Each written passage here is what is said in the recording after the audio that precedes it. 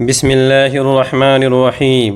اس دنیا کا عجیب و غریب نظام اور لگاتار طرح طرح کے پیش آنے والے واقعات اس بات کو بتاتے ہیں کہ کوئی ذات ہے جو اس کو چلا رہی ہے اور وہ ہر طرح کے تصرف پر قادر ہے۔ وہ بادشاہ کو فقیر اور فقیر کو بادشاہ بنانے کی طاقت رکھتا ہے۔ وہ موج مستی میں زندگی بسر کرنے والے کو عابد، نیک اور پارسا بنا دیتا ہے، اور متقی پرہیزگار کو دنیا کا عاشق اور دلدادہ بنا دیتا ہے۔ وہ جس سے چاہے کام لے اور جس کو چاہے راندۂ درگاہ قرار دے۔ ایک ایسی داستان اور ایک ایسا واقعہ جس نے بادشاہت کے تخت پر بیٹھنے والے نوکر چاکر اور فوج کے بیچ زندگی بسر کرنے والے بادشاہ کو اپنی محبت کا جام پلا کر جنگل میں دل کا سکون تلاش کرنے والا بنا دیا۔ یہ شخصیت ہے بلخ کے بادشاہ حضرت ابراہیم ابن ادہم کی، جن سے ایک ہی وقت میں تصوف اور حدیث کے چشمے پھوٹے ہیں، جن کے شاگردوں میں شفیق بلخی، سفیان ثوری اور امام عبد الرحمن اوزاعی جیسی شخصیات ہیں۔ آپ کی زندگی محل سے شروع ہوئی، لیکن آپ کی زندگی علم و عمل اور تقویٰ کے میدان میں جفا کشی کرتے ہوئے گزری ہے۔ حکومت سنبھالنے کے بعد آپ کے ساتھ لگاتار کئی واقعات پیش آئے جنہوں نے آپ کے دل کی دنیا کو بدل دیا اور حکومت کو چھوڑنے پر آپ کے دل کو آمادہ کر دیا۔ انہی میں سے ایک واقعہ میں آپ کے سامنے پیش کر رہا ہوں۔ بیان کیا جاتا ہے کہ ابراہیم ابن ادہم روزانہ پھولوں کے بستر پر سویا کرتے تھے۔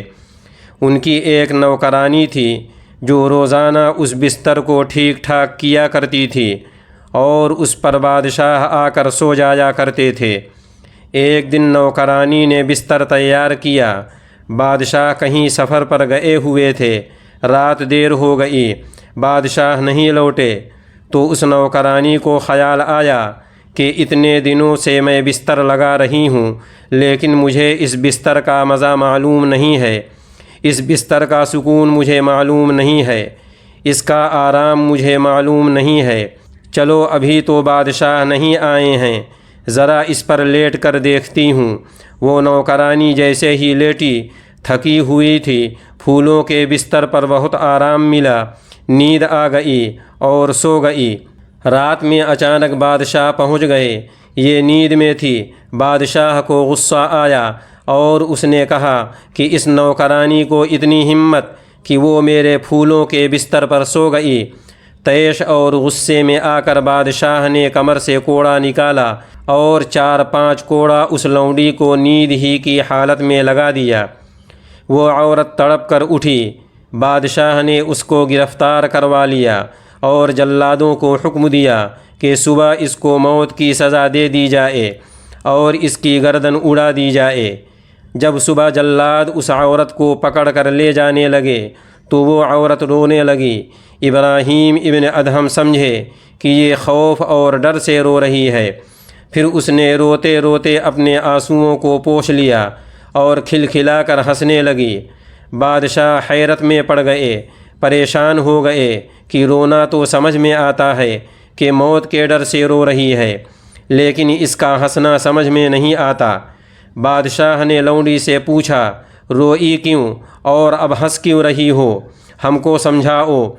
لونڈی نے کہا کہ رونا تو مار کی تکلیف کی وجہ سے مجھے آیا، اور میں اس لیے ہنس رہی ہوں کہ میں ایک رات اس بستر پر سوئی ہوں تو اس کی سزا موت ہے۔ سوچ رہی ہوں کہ جو آدمی اتنے دنوں سے اس بستر پر سو رہا ہے، اس کی سزا اللہ کے یہاں کیا ہوگی۔ یہ بات ابراہیم ابن ادہم کے اوپر بجلی بن کر گری۔ اس بات نے ان کے دل کو تیر کی طرح چھلنی کر دیا۔ دماغ ٹھیک ہو گیا اور اس کی موت کی سزا کو منسوخ اور ختم کر دیا اور اس نوکرانی کو معاف کر دیا۔ اور اس بات کا ان کے دل پر ایسا گہرا اثر ہوا کہ انہوں نے حکومت چھوڑ دی اور جنگل میں جا کر ایک چھوٹی سی جھونپڑی بنا کر اسی میں اللہ کی عبادت کرنے لگے۔ اپنی پوری زندگی اللہ کی عبادت کرتے ہوئے گزار دی اور اللہ کے ولی بن کر اس دنیا سے رخصت ہوئے۔ اللہ تعالی جب کسی کو اپنی سچی اور حقیقی محبت عطا فرماتا ہے تو اس کے سامنے دنیا کی چمک دمک اور ناز و نعمت کوئی معنی اور حیثیت نہیں رکھتے۔